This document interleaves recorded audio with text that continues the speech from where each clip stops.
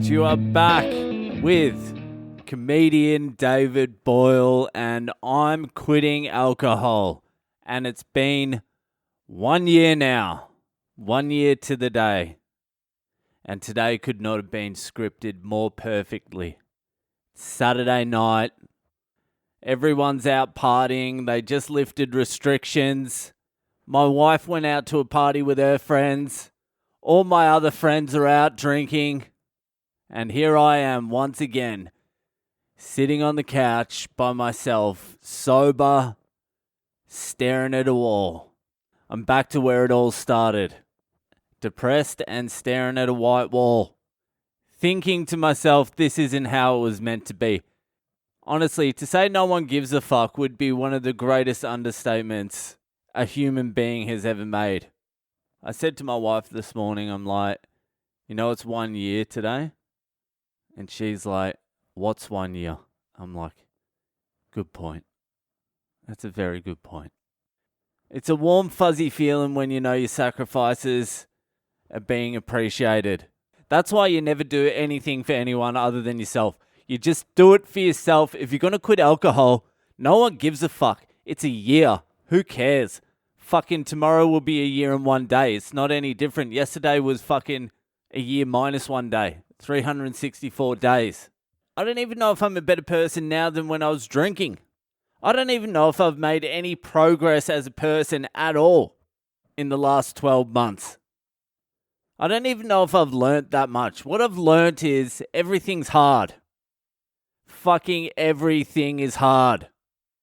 Giving up alcohol's hard. Not giving up alcohol's hard. Smoking's hard. Not smoking's hard. Eating shit's hard. Not eating shit's hard. No matter which way you look, you're fucked. I'll tell you this.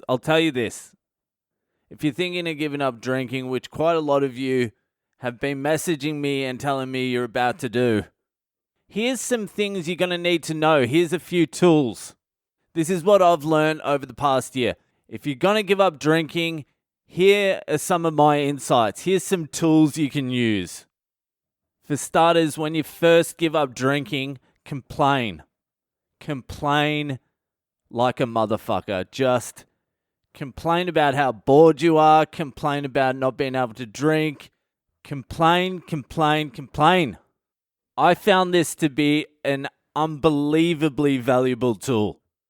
I can't stress this enough. Complain about everything. Complain about things that don't even have anything to do with drinking. Complain about shit restaurants. Complain about fucking shit movies. Send back coffees. Just keep complaining. You're doing something that you don't necessarily want to do, so who better to take it out on than the world?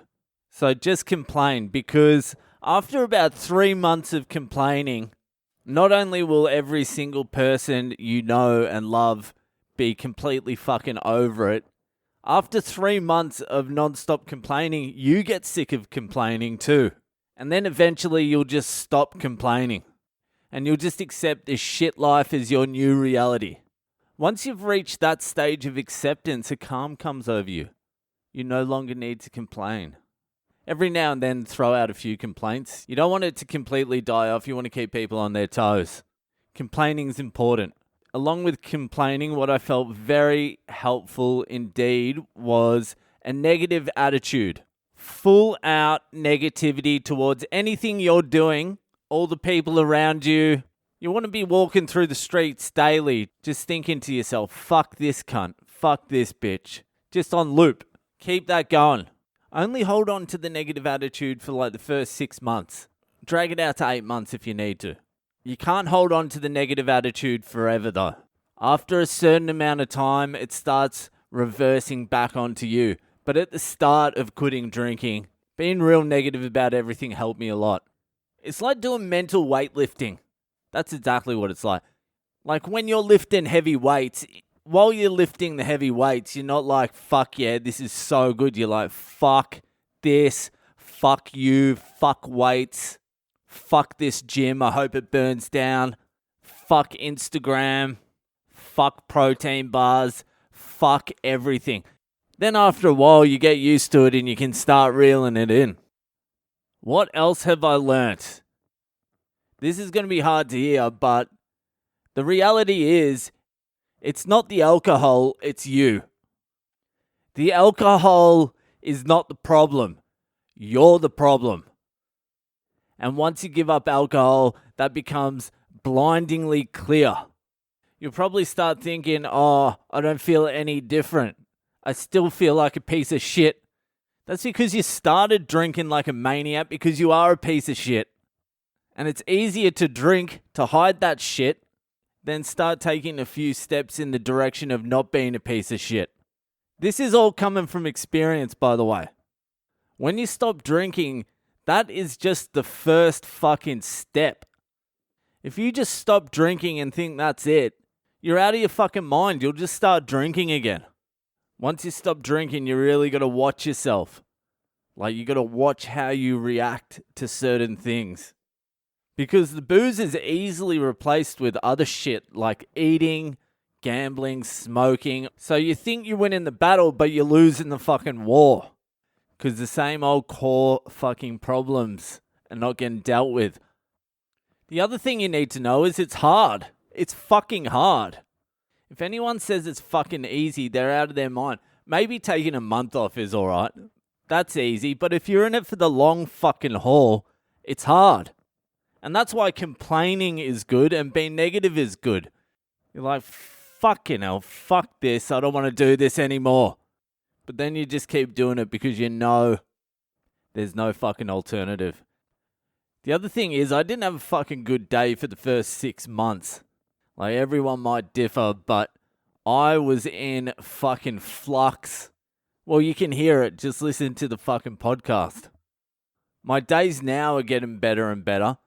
But that has nothing to do with quitting alcohol. That has everything to do with sorting out other aspects of my fucking life that are also hard work. No one wants to do this less than me. No one's a bigger bludger. No one shirks hard work more than me.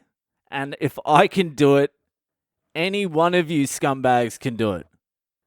And the final thing you need to know, and this is the most important one of the whole lot, without this, you've got zero chance of success. If you want to give up alcohol and you're serious about it, you're going to have to start a podcast. That's the only way. It's the only way it's going to fucking work. Without a podcast, you're fucked. Nah, you definitely don't want a fucking podcast. I can tell you that right now.